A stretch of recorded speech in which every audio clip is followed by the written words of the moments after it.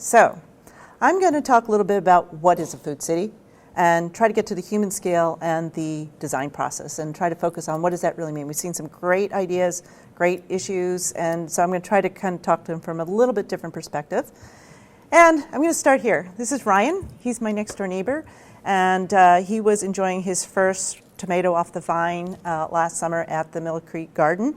And it really comes down to that human experience of food, I think, and not the quantity, as Eli mentioned, when we talk about urban agriculture. My own food journey, when I thought about it, was, we all start with family and food, whether it's your first birthday, whether it's your Thanksgiving and your rituals and Christmas and your get-togethers, or even maybe making your first homemade pizza. We all have food journeys. We all can connect with food. So my food journey, in particular with urban agriculture, began in 2008, when that recession hit and the phone wasn't ringing so much. And I decided to grow lettuce and potatoes because I was really worried about, are we going to be able to eat? So that was my first thoughts at that. And as I did that, and it really amazed me that I began to think that, it's okay, I don't have so much work.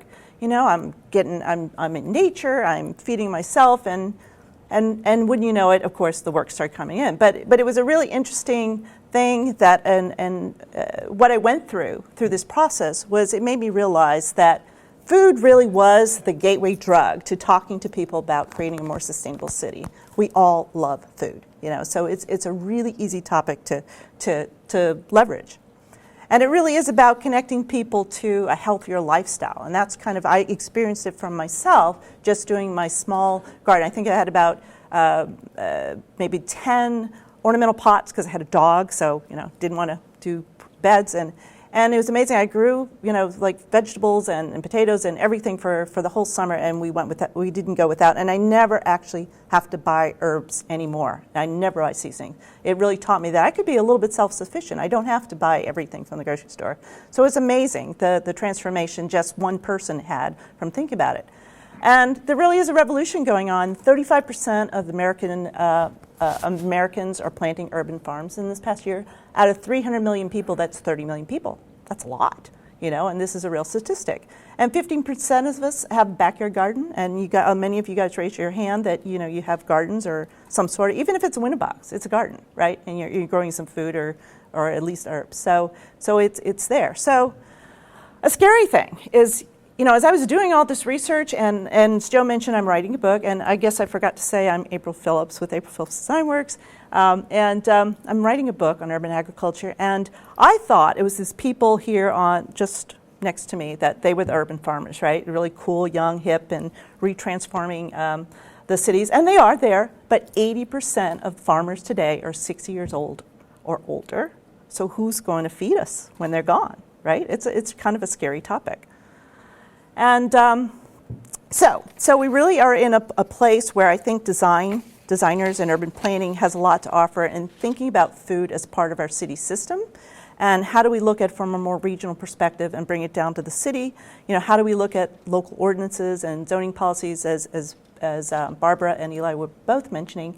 It does, you do have to understand these things as we build these into our projects. And really, how do we bring sort of that peripheral, what we call the peri-urban, back into the heart of the city so that we can all experience it? And as Ellen was mentioning, it's always on the outside, where it's always 1,500 miles away. How do we bring it to experience it? Because it's not just about quantity. It really is about community, and it's really about food security, food safety, all of these things. There's many, many different things there. So how do we do it? What does it look like? We've seen some urban farms, but is that what it is? How do we think more integratively about this sort of and more regeneratively in the city? What would that look like? And I think what it really does mean is how do we think a little bit more about systems truly? As designers, we use a lot of jargon. We talk about systems all the time, but do we really understand what a circular system is, or a nesting system is, or an integrative system is, and how does that transform how we think about connecting things? So a food system, how would that connect to a stormwater system? How would that connect to a transportation system? How does that connect to all of the green infrastructure in the city? So how can we think more, let's say, ecologically, a little bit more holistically about how we do things and tie them together? And what are the parts of a food system? We all know about production, right? That's the fun part, because we all know about growing things in a community garden or growing things ourselves, but there's also processing. There's distribution. Distribution could be as simple as people taking what they need, or it could be selling. It could be the farmers markets.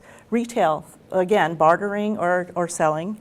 We all know about the consumption side, but there's also the waste recovery side, and then there's also the education. So when you think about urban agriculture, you actually have to think about all of these elements within that system and think about every single one, not just the food production. And that would be a mistake if you only thought about production, because then where does the waste go?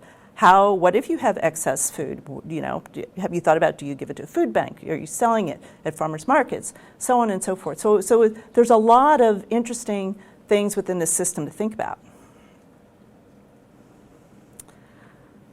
And so some of the ways I think that we've started to see is how do we think about that in terms of integrating with the green infrastructure. And it begins with buildings, using their roofs, using greenhouses on roofs, for example. It could be part of single family, multifamily, so on and so forth, civic, institutional, so on and so forth. It could be part of parks, plazas, and open space. And that seems like that would be a really good thing for landscape architects to actually kind of promote even more.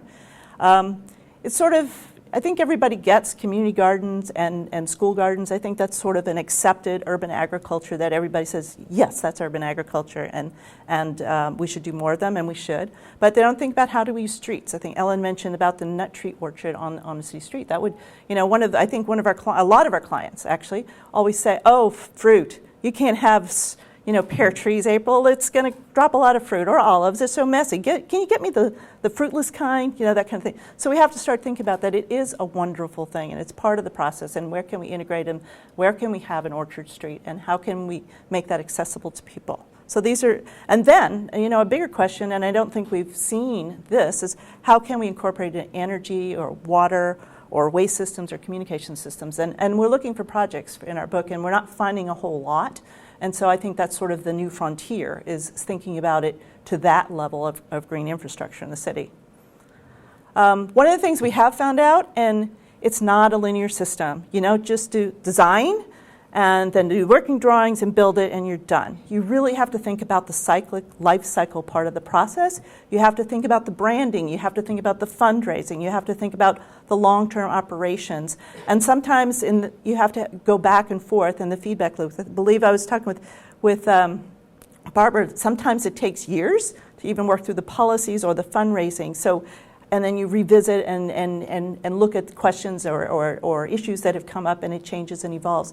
And it's food, it's dynamic, it's nature. So, it's understanding that and how to harness it without controlling it, exponentially, because we can't.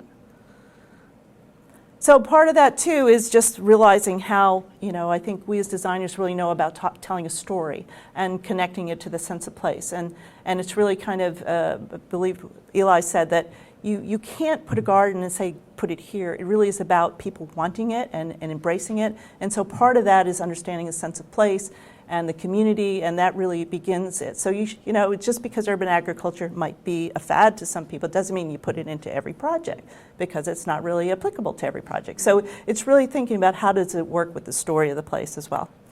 So in our book, we've looked at different typologies, and we actually started, I really appreciate the ones I've seen with both Ellen and Eli's work, and we started this with the list, and now we're starting evaluating and saying, because we keep adding more and more and more typologies, and is that going to be the best way to describe this in the book? But that's where we are at the moment. But as I said here, there's 15 and counting, so I just learned about 2 more tonight. So, it's an ongoing process, and I'm going to just show you a few, because some of them you may have not seen. I'm going to try not to talk all about the ones that you sort of already know about, but I may do some.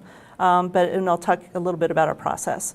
I think you already saw this one, the one that was done in San Francisco.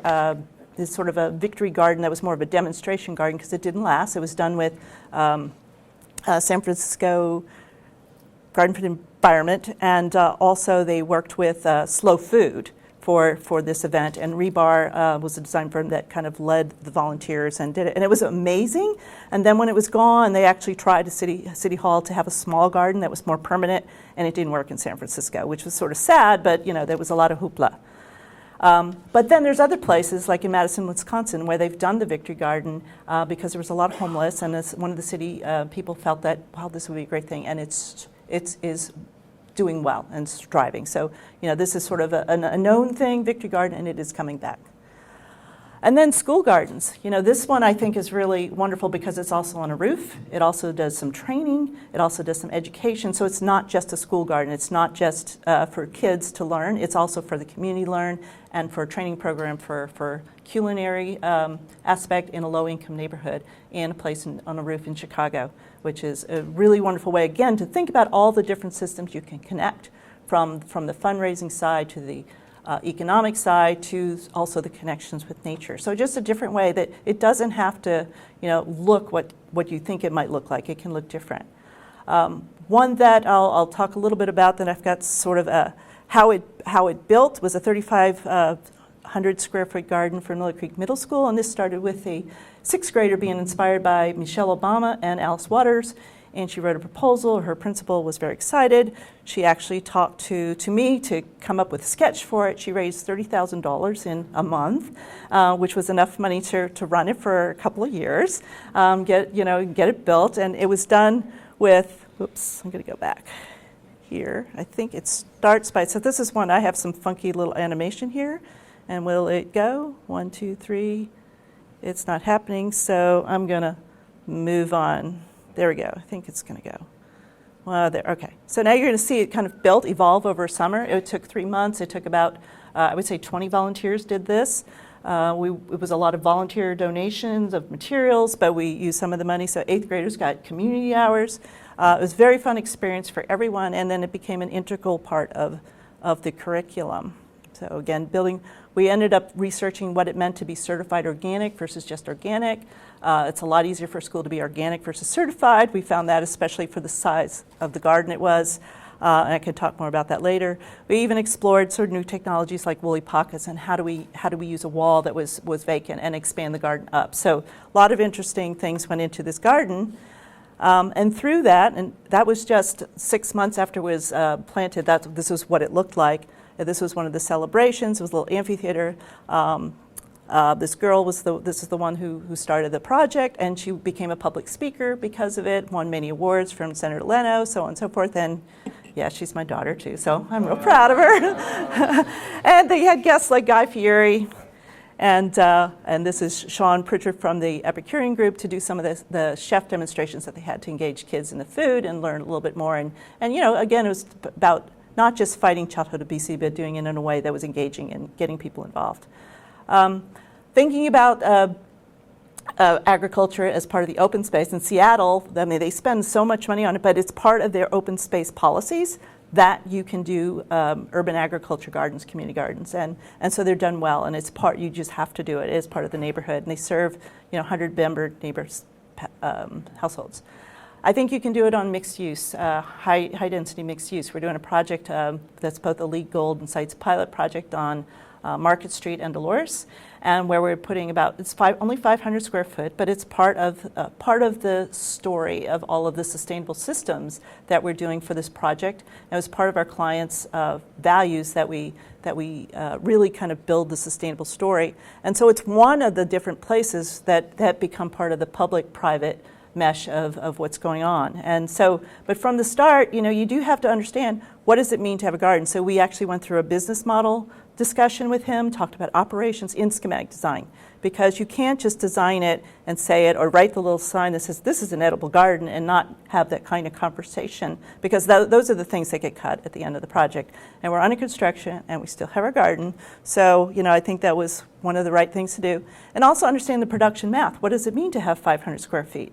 And where is this food going to go? We are on top of Whole Foods. We did learn that Whole Foods, that's way too small to barter with or to sell to Whole Foods. One of the things I'm not going to talk about a lot, but it's scale aggregation. How do you combine different projects? And we're talking to this client about, they've got 10 projects. What if we added all those up? and then became a farm of some magnitude, and then we could kind of do that kind of scale of marketing? Or do we stay small? So different things. And then we actually are incorporating some food on the street, and we'll see where that goes. We've got amaranth, and we've got some nut trees, so we'll see how that goes. It is San Francisco, so.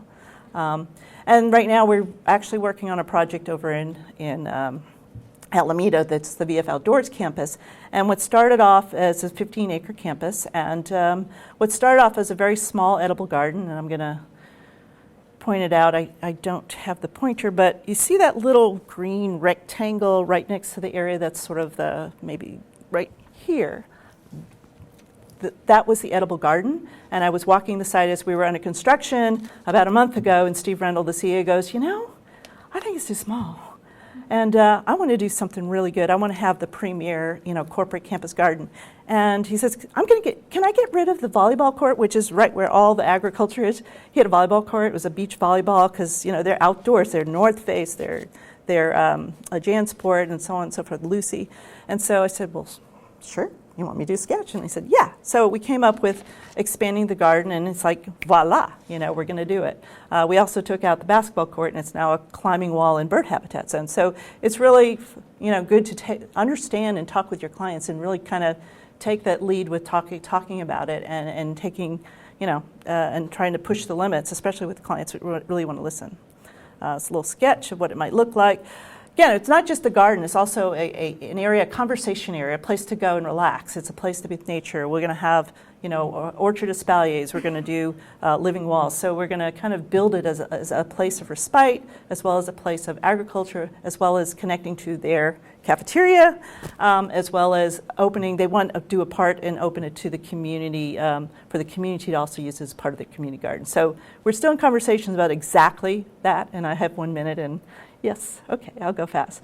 So I'm not going to talk a lot about this project, but this is one that Bill McDonough's office lent me, and it's a campus of about 2,000, I think it's about, I can't remember exactly how many acres, it's 7,000 square meters, and it's an institutional campus that also is going to integrate residential and a hotel and conference center, and all through it would be ecological trails as well as food production landscapes.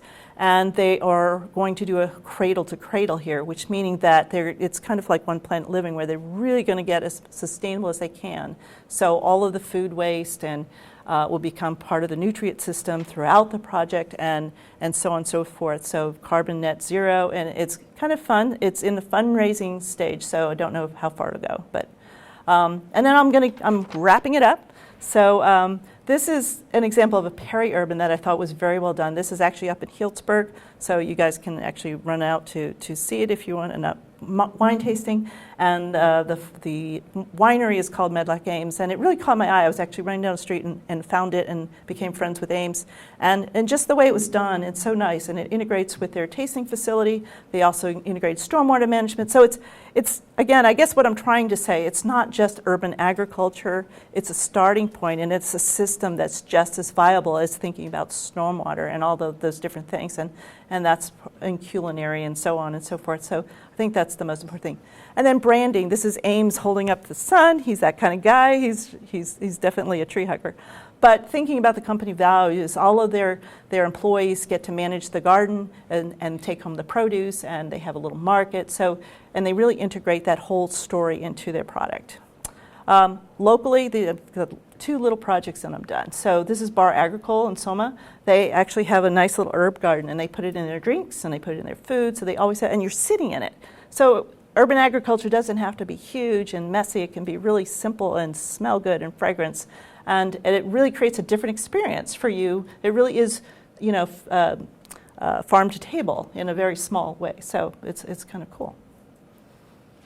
And then on a big way, the Atlanta Botanical Garden has a whole culinary kitchen garden, and they actually, they use this garden as a kitchen garden for fundraising for the whole botanical garden. They have found that it's such a draw, and having these chefs use all of their films, using all their food, I'm getting the, it's been a wonderful way to have people experience community, have people appreciate art, have people understand nature, and have the connection. And so it's win-win-win-win situation.